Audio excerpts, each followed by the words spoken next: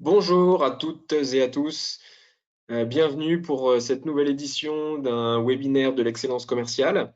Je suis Simon Vonendrich, l'un des cofondateurs d'Incentive. Depuis le début du confinement, toutes les semaines, entre une à deux fois par semaine, on se retrouve pour un webinaire pour partager avec vous des expertises, des retours d'expérience, des expériences de nos clients.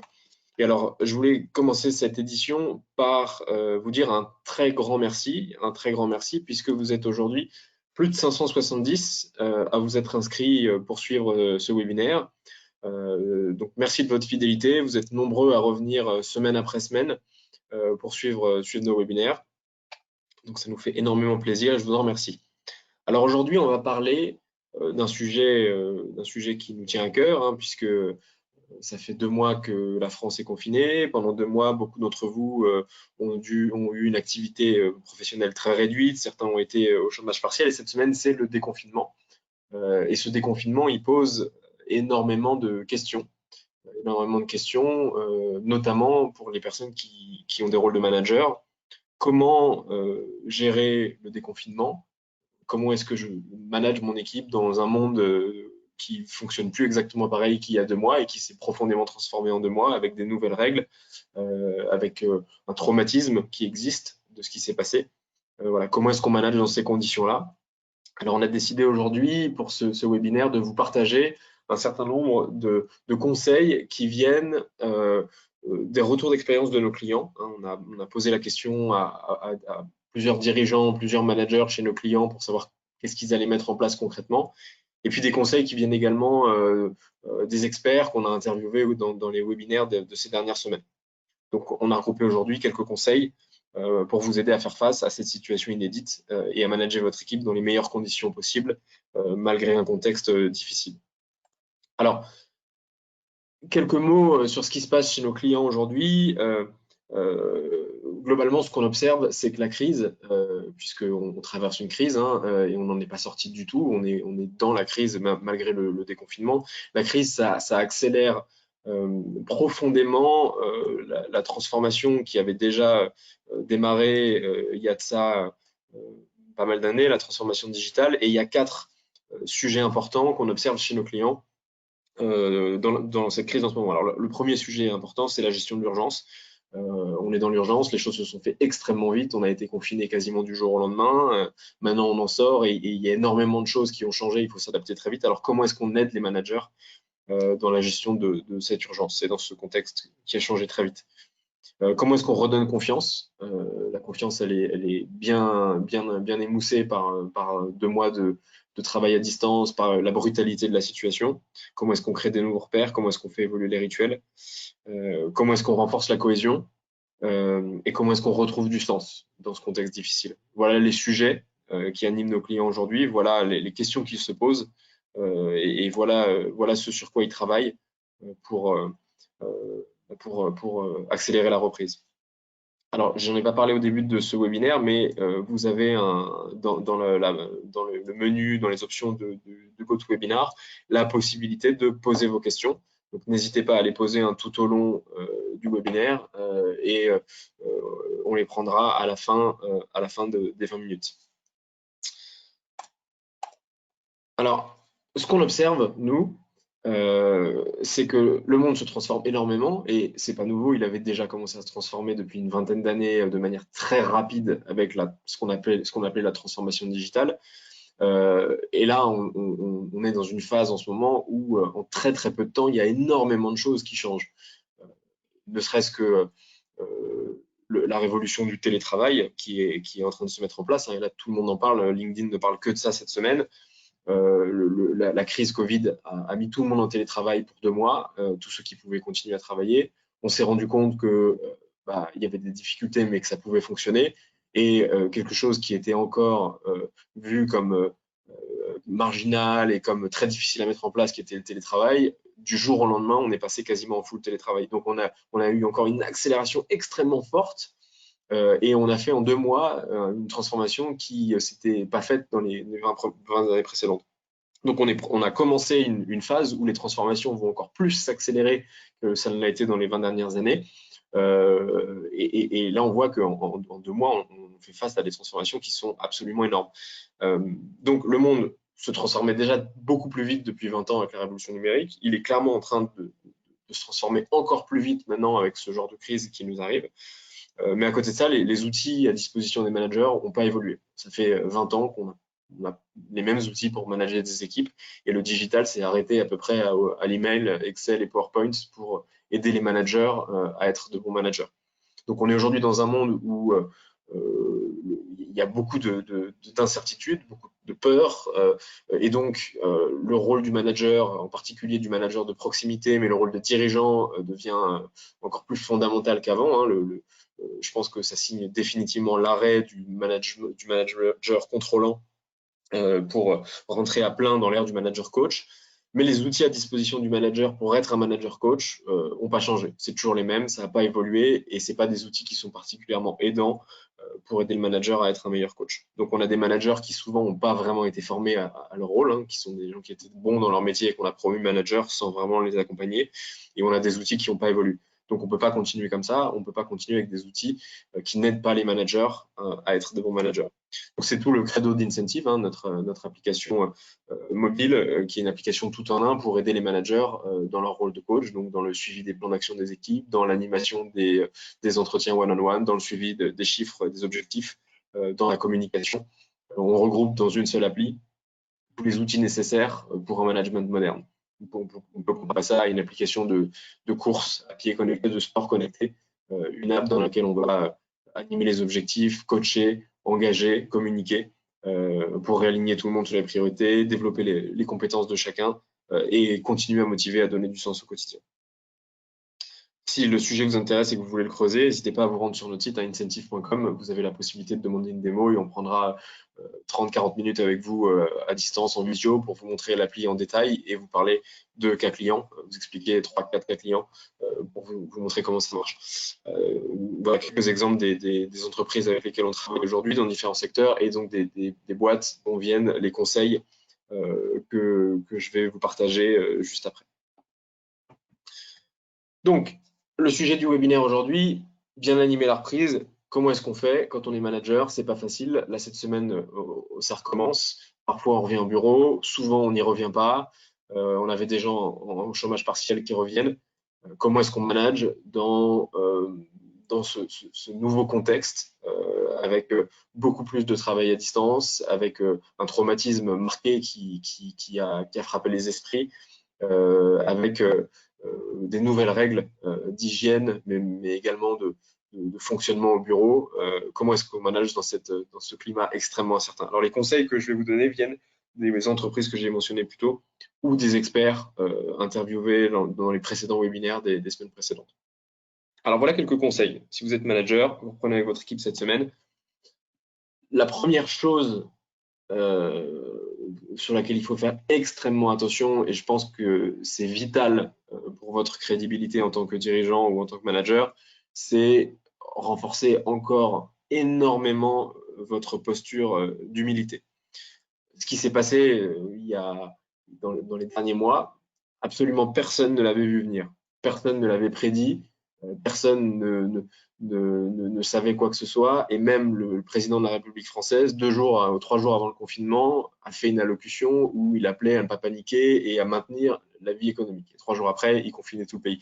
Donc tout le monde s'est planté, personne ne l'a vu venir, personne ne savait, et tout le monde sait, parmi vos collaborateurs, que personne ne savait. Donc il n'est pas question d'essayer de trouver des explications ou de jeter le blâme. Simplement, il faut être humble. On s'est tous fait dépasser par la situation. Et déjà, l'humilité est une qualité forte de manager, et vous le savez tous, pour être un bon manager, il faut être humble auprès de ses équipes. Mais je pense que dans cette période, il faut encore plus renforcer votre posture d'humilité et savoir dire quelque chose qui est très important et que malheureusement, on a tendance à oublier quand on est manager, savoir dire « je ne sais pas ». Vous n'avez pas les réponses sur tous les sujets. Il y a beaucoup de choses nouvelles qui sont en train de se passer en ce moment, beaucoup de nouvelles méthodes, beaucoup de nouvelles façons de travailler. Il va y avoir beaucoup de changements dans la vente, dans la relation avec vos clients. Il faut savoir dire à vos équipes, je ne sais pas. Donc, ça n'est pas grave, vous n'êtes pas là pour tout savoir. Quelque part, c'est aussi une belle opportunité en ce moment de vous mettre au niveau de vos équipes, de leur dire je ne sais pas et de mettre en place des processus d'intelligence collective pour dire aux gens, bah voilà, je ne sais pas, vous ne savez pas, personne ne sait, et donc on va en tant qu'équipe réinventer des méthodes, des process pour trouver comment est-ce qu'on va fonctionner demain. Donc c'est une super manière de vous rapprocher de vos équipes, d'utiliser l'intelligence collective, de mettre tout le monde acteur et de transformer cette phase un peu effrayante, dramatique et le côté un petit peu déstabilisant de dire je ne sais pas en une occasion d'avoir une dynamique positive et de dire aux gens tout le monde est dans l'incertitude et c'est un moment parfait pour se réinventer. On a de la chance de passer par un moment comme ça de l'histoire et de pouvoir participer à la création d'un monde nouveau demain. Et donc, collectivement, asseyons-nous et réinventons. Donc voilà, soyez ultra humbles. C'était déjà un conseil à tout bon manager avant de faire preuve d'humilité, de savoir dire je ne sais pas et de savoir se mettre à la hauteur de ses équipes et en posture d'écoute. Je pense que dans cette phase-là, si vous ne le faites pas et si vous ne renforcez pas énormément cette posture, vous êtes en grand danger d'être décrédibilisé auprès de vos équipes parce qu'elles savent que vous ne savez pas, parce que personne ne sait. Alors ça, c'est un conseil intéressant qui nous vient du patron de Great Place to Work France.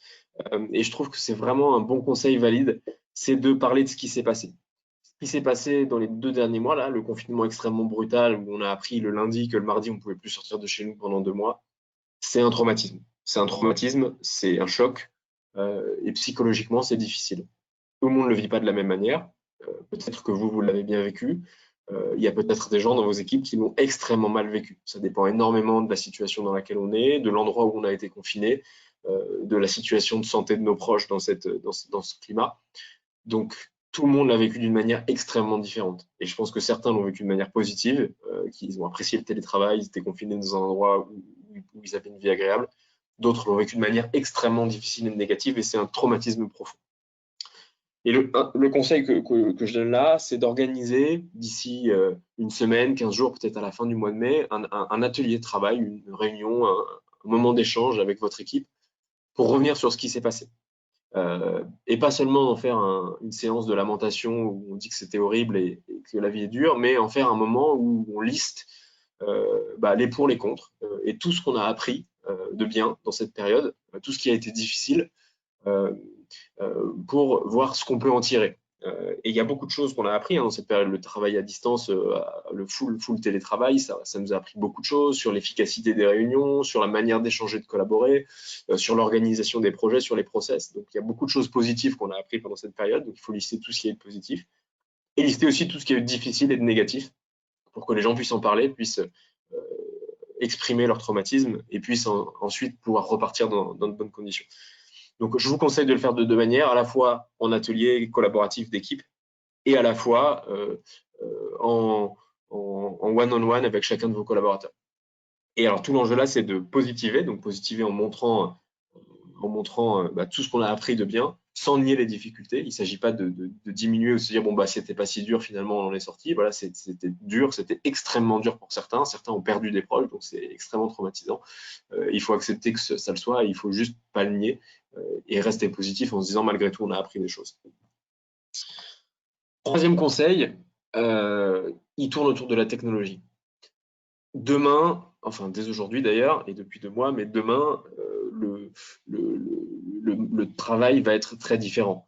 On a travaillé 2 mois en télétravail, il y a encore beaucoup d'entre vous qui continuent en télétravail.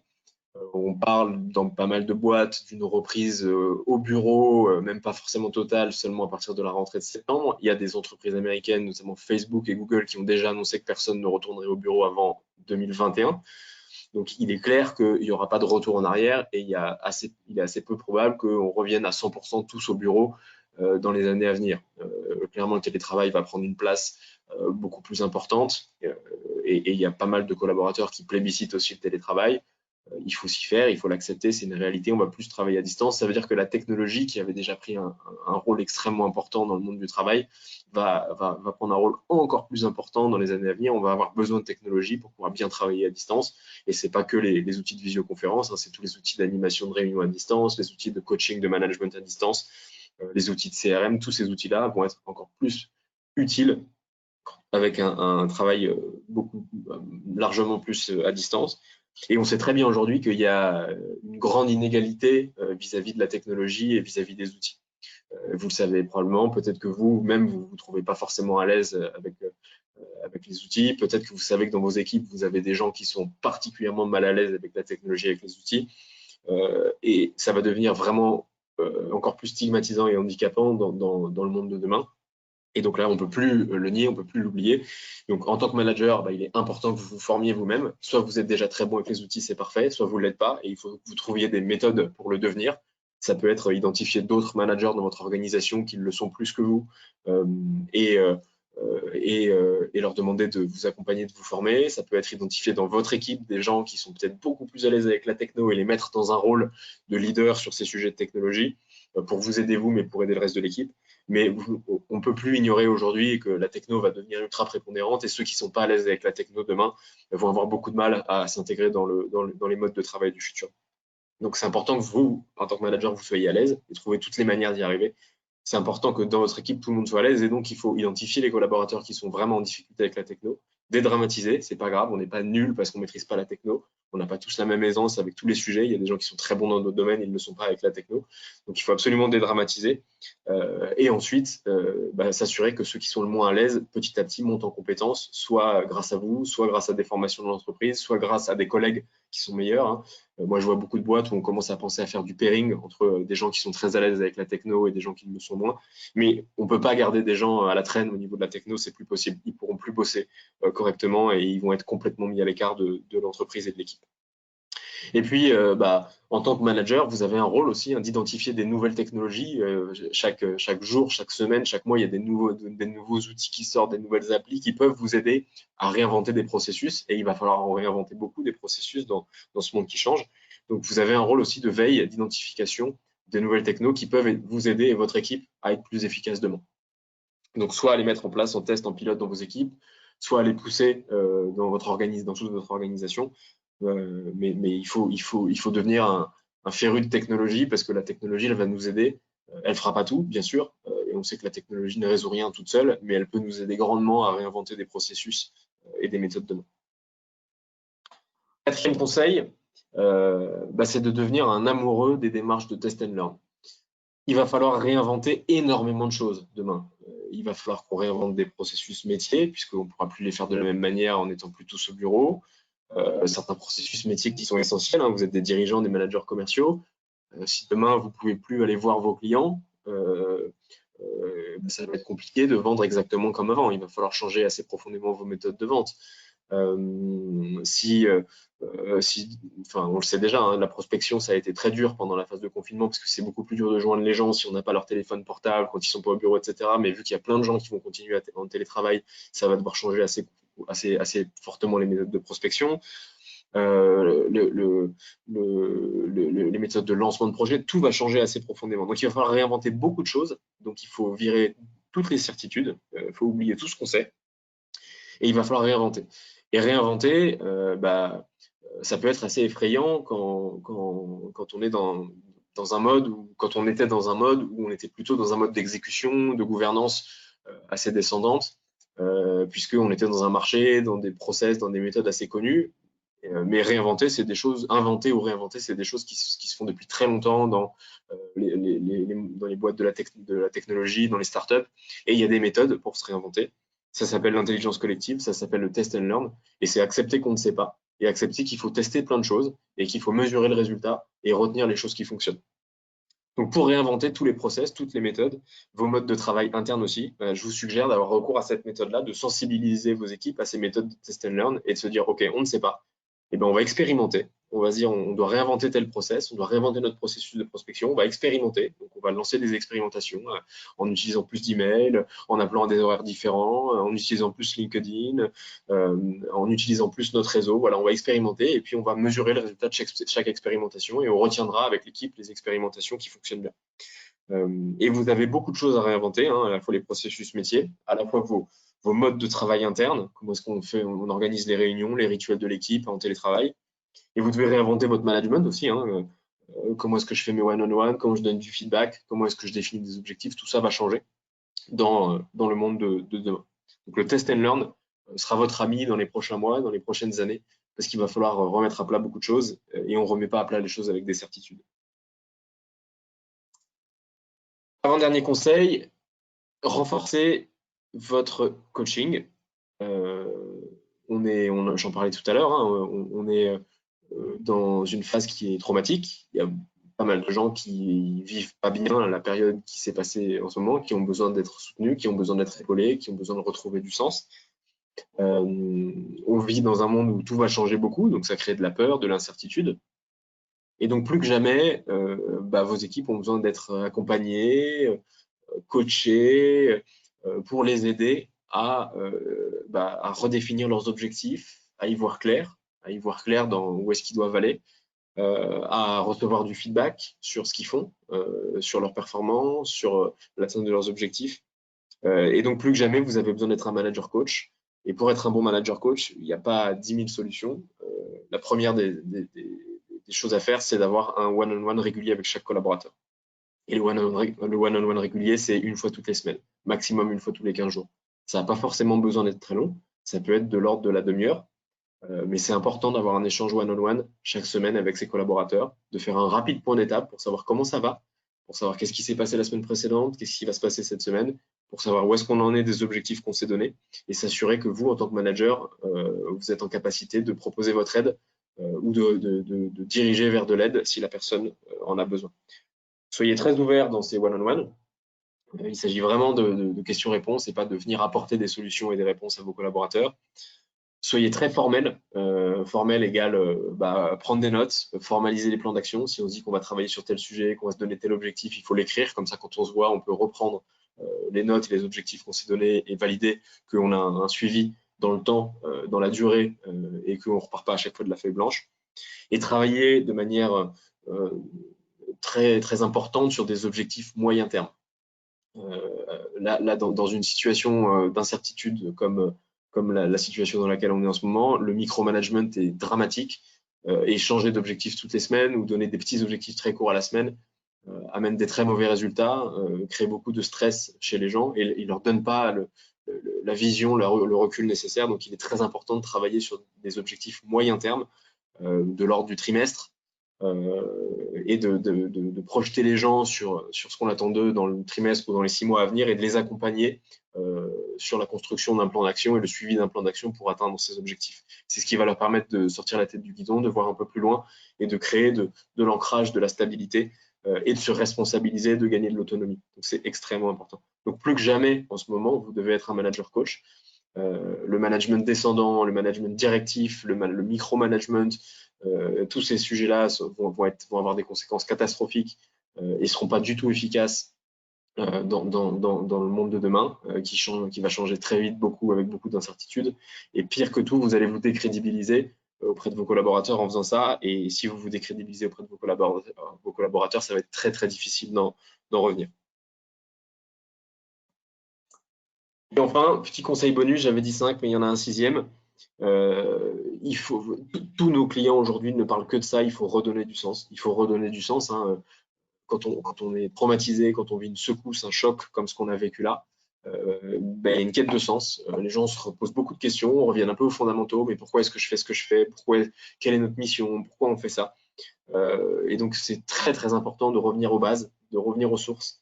La première chose à faire pour redonner du sens, c'est de revoir les objectifs de 2020, en particulier les objectifs commerciaux, mais les objectifs de tout le monde. L'année a été perturbée, on a quasiment perdu 3 mois. Il est illusoire de penser qu'on pourra faire les objectifs qu'on avait prévus en janvier. Et c'est pas grave, on n'y peut rien, personne l'a vu venir, c'est pas notre faute.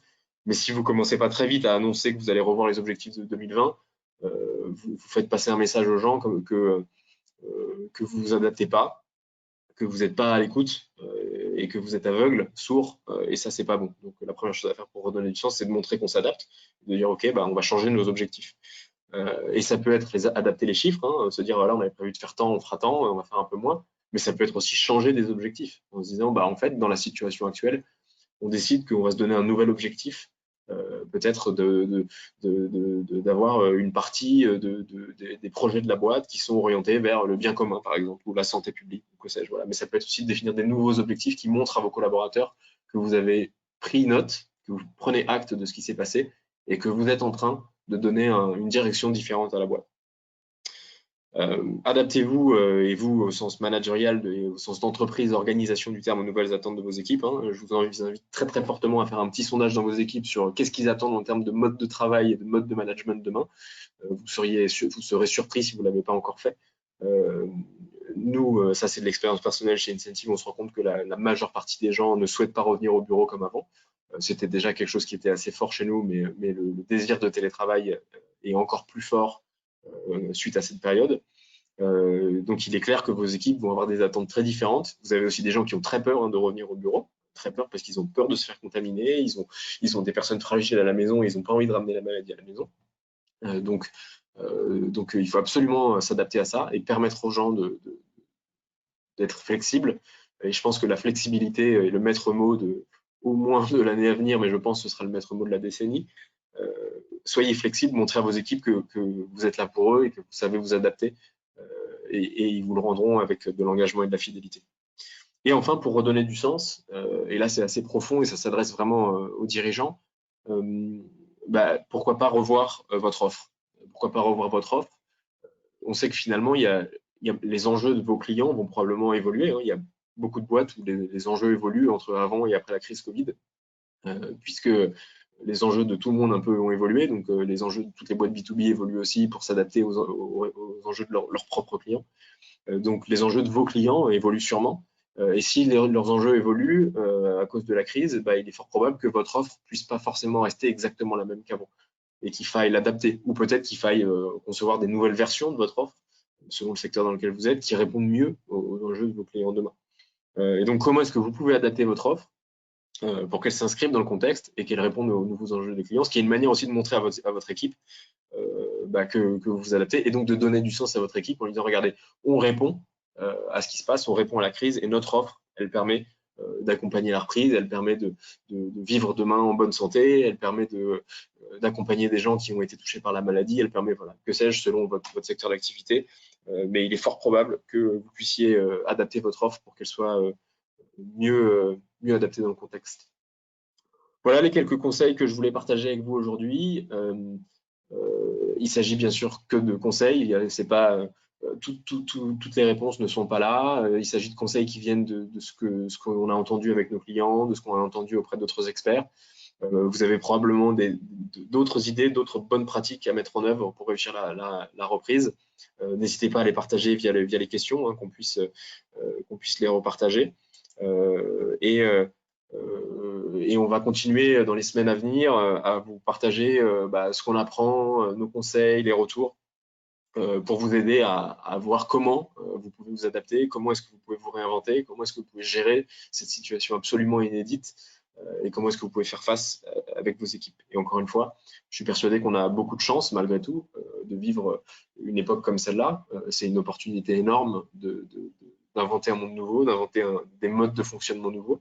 Et toutes les générations n'ont pas eu la chance de pouvoir faire ça. Donc profitons-en, soyons positifs, même si on sait que c'est dur et qu'il y a des gens pour qui ça a été dramatique. Profitons-en pour nous réinventer. Alors, je voulais juste terminer. Vous pouvez poser vos questions si vous en avez.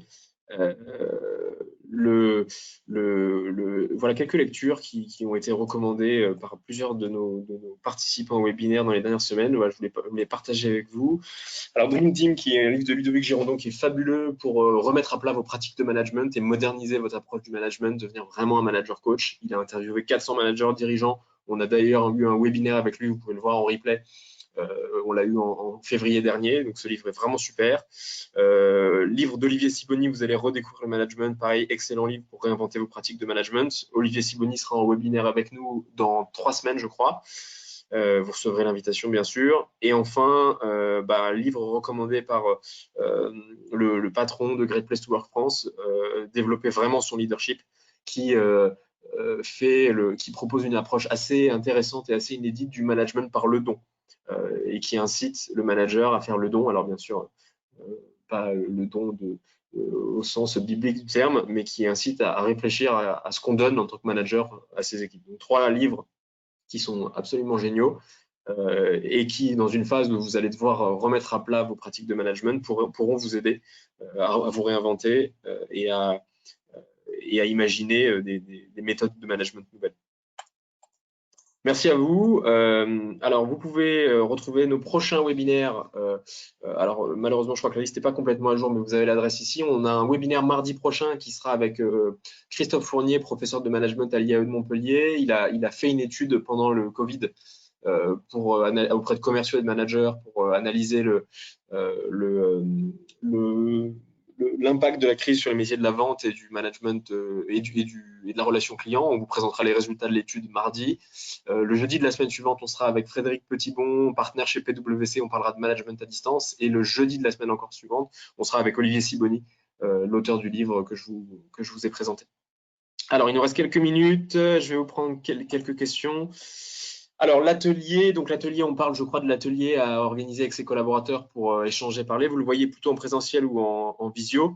L'atelier en présentiel ou en visio, je dirais que ça dépend un peu de votre entreprise. Si j'en suis les recommandations du gouvernement, dans les semaines et les mois qui viennent, il est demandé à tous ceux qui peuvent faire du télétravail de continuer à faire du télétravail. C'est la politique qu'on a retenue chez Incentive. Nous, on peut le faire, on est dans le digital, on peut faire beaucoup de choses à distance. Donc, on a retenu la politique du télétravail complet jusqu'à nouvel ordre. Donc, si vous êtes dans ce cas-là, suivez les directives du gouvernement, restez en télétravail et donc faites-le en visio. Vous pouvez utiliser par exemple un outil comme Klaxoon pour animer une réunion avec du brainstorming et des post-it. Voilà, on fait beaucoup de choses bien en visio. On perd peut-être un peu de la qualité de l'échange, mais de toute façon, il est probable qu'on reste à distance pendant encore un moment. Qu'appelez-vous le micromanagement? Micromanagement, c'est un terme qui est quand même assez répandu. Le principe du micromanagement, c'est de suivre les collaborateurs de manière extrêmement court-termiste, c'est-à-dire de donner pratiquement des to-do à faire aux collaborateurs et plutôt que de donner aux collaborateurs des objectifs moyen-long terme, de construire avec le collaborateur un plan d'action et ensuite de suivre avec le collaborateur la progression vers ces objectifs moyen-long terme et de laisser le maximum d'autonomie au collaborateur pour trouver le plan d'action qui permet d'atteindre les objectifs. Le micromanagement, c'est dire fais ça, puis fais ça, puis fais ça, puis fais ça. Et donc, ne laisser aucune marge de manœuvre, aucune autonomie aux collaborateurs pour atteindre ces objectifs. Je dirais que le micromanagement, c'est un peu le contraire du management par objectif. Management par objectif, vous vous accordez avec le collaborateur sur un objectif à moyen terme et vous laissez le maximum d'autonomie au collaborateur, bien sûr selon son niveau de seniorité, mais sur la marche à suivre pour atteindre l'objectif. Et dans une phase comme celle-là, les gens ont besoin de confiance, ils ont besoin de vous faire confiance, ils ont besoin que vous leur fassiez confiance, ils ont besoin de retrouver cette confiance. Et le micromanagement, il n'y a pas pire pour détruire la confiance qu'il y a entre un manager et son collaborateur. Hop, alors.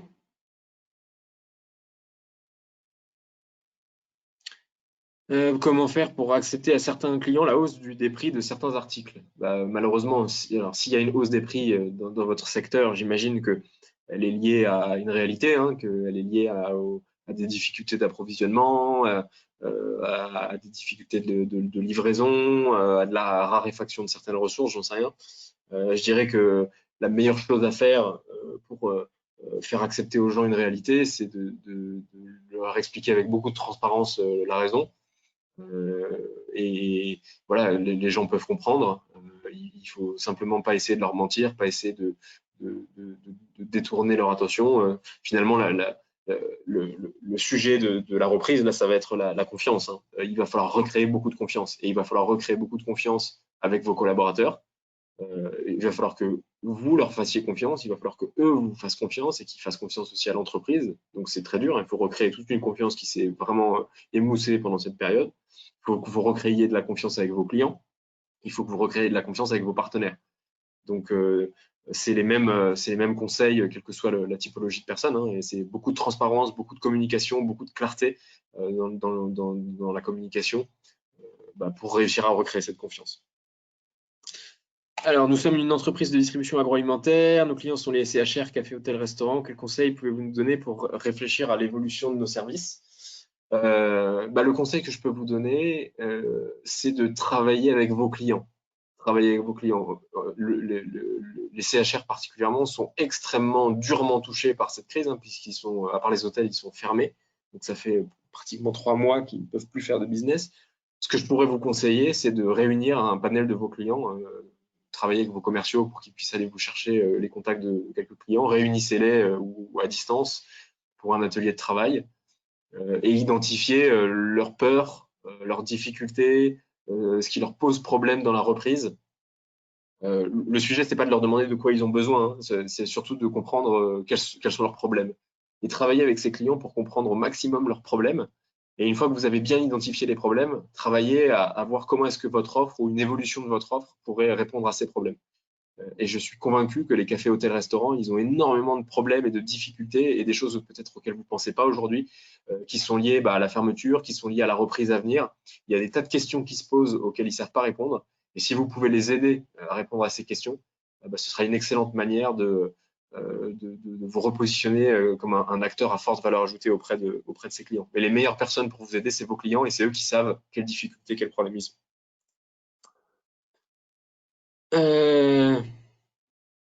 Pour les collaborateurs qui vont peut-être être en chômage partiel jusqu'en septembre, quelles sont les bonnes pratiques pour les fidéliser et les embarquer? Très bonne question. Alors déjà, je dirais la première chose à faire, c'est si possible, être le plus transparent possible et le plus réaliste possible sur ce qui va se passer. Si vous savez qu'ils vont être en chômage partiel jusqu'en septembre et que c'est sûr à 90%, dites-leur c'est sûr à 90%, qu'ils le sachent, qu'il n'y ait pas de non-dit et attendez pas la dernière minute pour dire bah oui, en fait on prolonge le chômage partiel, etc. Dites-le déjà, parce que moi, j'ai pas mal d'amis, de personnes qui travaillent dans des boîtes, mais ils ne savent pas en fait exactement à quelle sauce ils vont être mangés. On leur dit pas trop et il n'y a pas une communication très claire. Même si c'est pas sûr aujourd'hui, dites voilà, on n'en est pas sûr, mais les hypothèses qu'on a, c'est de vous maintenir en chômage partiel jusqu'à septembre. On a une deuxième hypothèse, mais elle est sûre à 30%, c'est de vous faire reprendre qu'en juillet. Dites les choses. Dites les choses même si c'est pas sûr. Dites exactement ce que vous savez aujourd'hui, même si vous savez pas tout. Ça permet déjà de leur donner un peu de visibilité et de leur montrer que vous vous intéressez à eux et vous savez que c'est dur et qu'il faut leur donner de l'info. Et après, pour les engager, les fidéliser, vous avez plusieurs options. Hein. Déjà, il faut absolument maintenir le contact. Donc, moi, je vous suggère en tant que manager d'avoir peut-être un call rapide chaque semaine avec chaque collaborateur pour demander comment ça va, prendre des nouvelles, voir avec eux comment est-ce qu'ils anticipent la reprise, peut-être organiser toutes les semaines ou tous les 15 jours un apéro ou un café en Zoom ou en Skype avec votre équipe pour leur permettre de se voir, d'échanger. Et puis travailler, une fois que la date de la reprise est prête, travailler avec ses collaborateurs sur leurs objectifs de reprise, qui se projettent, qui anticipent et qui se disent voilà, qu'est-ce que je veux faire, quels sont mes objectifs de reprise. L'enjeu, il est de maintenir la communication avec beaucoup de transparence et beaucoup de bienveillance et de projeter le collaborateur sur ce qui va se passer ensuite et comment est-ce qu'il pourra reprendre. Alors, il y a encore beaucoup de questions. Je vais en prendre, on a dépassé le timing, donc je vais en prendre encore une ou deux. Hop.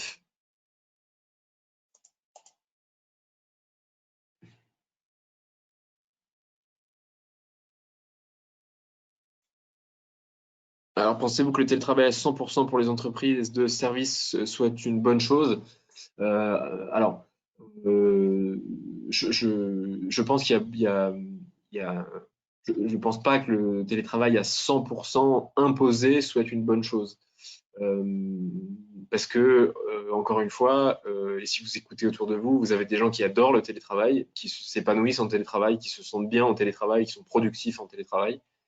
Vous avez des gens qui détestent le télétravail, qui n'aiment pas ça, qui n'en veulent pas, qui le rejettent. Donc, avant, quand on imposait aux gens de venir au bureau tous les jours, on pénalisait les gens qui aiment le télétravail et qui s'épanouissent en télétravail et qui savent être efficaces en télétravail. Si demain on switch et qu'on impose à tout le monde, alors je fais abstraction là du fait que pour l'instant le gouvernement nous a demandé si possible de continuer le télétravail, mais si demain c'est plus libre et qu'on impose à tout le monde le télétravail, on fait l'inverse, c'est-à-dire qu'on pénalise tous ceux qui ne supportent pas le télétravail. Donc pour moi le maître mot c'est la flexibilité. Et à partir du moment où le gouvernement nous laissera un peu plus de marge de manœuvre, parce que la situation sanitaire sera revenue un peu plus au beau fixe, je pense que le maître mot, c'est la flexibilité. Donner beaucoup de flexibilité aux gens, ceux qui veulent en télétravail, ceux qui ne veulent pas en télétravail, avoir des espaces au bureau qui se prêtent à différents types de réunions, avec des salles équipées visio, avec des salles de créativité pour pouvoir faire venir les gens de temps en temps au bureau pour des réunions de créativité. Le maître mot, c'est flexibilité. Plus les gens, plus vos collaborateurs vous leur offrez de la flexibilité, bah plus, je pense que c'est un des bénéfices qui est le plus valorisé par les collaborateurs aujourd'hui et qui l'est d'autant plus dans des périodes de crise où bah, on doit s'arranger, on doit garder les enfants, on doit aller s'occuper d'une personne en difficulté. Enfin voilà, donc la flexibilité est le maître mot.